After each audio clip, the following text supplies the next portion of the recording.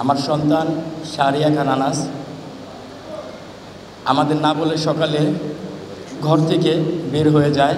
গত সোমবার 5ই অগস্ট 2024 মাকে লিখে চিঠিটা বের হয়ে যায়, মা আমি মিছিলে যাচ্ছি, আমি নিজেকে আর আটকে রাখতে পারলাম না, সরি আব্বুজান। ও আমাকে আব্বুজান বলে ডাকতো। তোমার কথা অমান্য করে বের হলাম, স্বার্থপরের মতো ঘরে বসে থাকতে পারলাম না।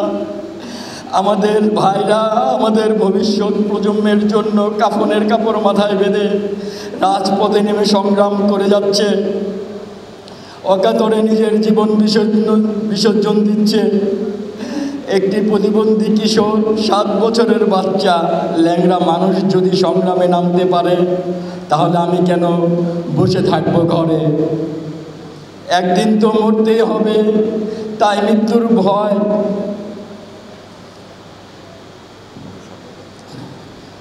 মৃত্যুর ভয় স্বার্থপরের মতো ঘরে বসে না থেকে সংগ্রামে নেমে গুলি খেয়ে বীরের মতো মৃত্যু অধিক শ্রেষ্ঠ। যে অন্যের জন্য নিজের জীবনকে বিলিয়ে দেয় সেই প্রকৃত মানুষ। আমি যদি বেঁচে না ফিরি তবে কষ্ট পেও না, গর্বিত হয়েও আমার প্রতিটি ভুলের জন্য ক্ষমা চাই। সবাইকে অসংখ্য ধন্যবাদ।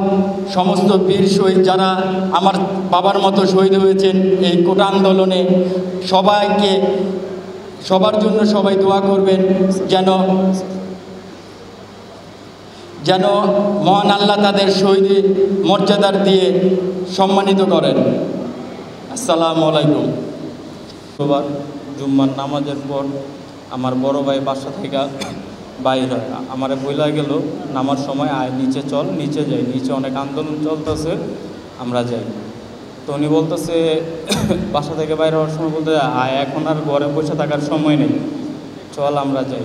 তো আমরা যাই। বাসা থেকে বাইর হওয়ার পরই ঠিক আমাদের গল্লিটার মাঝখানে কদমতলী রায়েরবাগ আপন বাজার বাচ্চুর চায়ের দোকানের সামনে উনি ঠিক বাইর হওয়ার প্রায় 2 মিনিট পরে ওনার মাথায় গুলি করে পুলিশ। মানে এরকমভাবে গুলি করে, মানে পুলিশদের টার্গেটটাই থাকে ওকে মাইরা ফালানো। ওর মাথায় গুলি করে, মাথায় ঠিক কপালের এই সাইডে গুলিটা করে, এই জায়গা থেকে গুলিটা লাগার পর পিছন করে চলে যায়। আমি সামনে আসি, তারপর আমি সামনে এসে দেখি আমার ভাই রক্তাক্ত অবস্থায় রাস্তায় শুয়ে রয়েছে। তো তখন আর কেউ ধরে না আমার ভাইকে আমার সামনে। তো তখন আমি যাই, গিয়ে চিল্লাচিল্লি করে কান্নাকাটি করে বলতেছে আমার ভাই গুলি খাইছে, তোমরা কেউ একদম ধরো। তো রায়েরবাগের এক ভদ্রলোক ভাই, আমি ওনাকে চিনি না, উনি দৌড়ে আসছিল আমার ভাইকে ধরার জন্য, কিন্তু উনিও পায়ে গুলি খেয়েছে। ওই সময় পুলিশ গুলি করে। তো আমরা ওই সময় তাৎক্ষণিকভাবে সুফিয়া হসপিটাল ওনাকে নিয়ে যাই। সুফিয়া হসপিটাল কোনো চিকিৎসা দিতে রাজি হয় না। আমরা বলছি কোনো রকম আপনারা যাতে ব্লাডটা পড়া বন্ধ হয়, আপনারা ওই রকম একটা ব্যবস্থা করে দেন। তো ওরা ওই রকম একটা ব্যবস্থা করে দেয়। অনেক আকুতি মিনতি করার পর তারপর আমরা 999-এ ফোন দিই। ওদের লাইনে অনেক ওয়েটিং ছিল, ধরে নেই। আমি একটা অ্যাম্বুলেন্সকে ফোন দিই, ওরাও বলতেছে এখানে অনেক গ্যাঞ্জাম, আমরা আসতে পারবো না। তারপরে উনি রায়েরবাগে ইন্তেকাল করেন।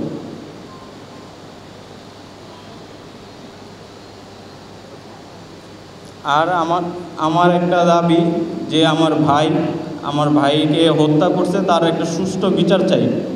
আমরা যারা শহীদের পরিবারের সবার পক্ষ থেকে আমরা চাই যে আমাদের ভাই, কারো বাবা, কারো পিতা, কারো বোন যারা শহীদ হয়েছে তাদের যাতে সুষ্ঠু বিচারটা হয়, যারা হত্যা করছে তাদের যেন সুষ্ঠু বিচারটা হয়, সেই কামনা আমার।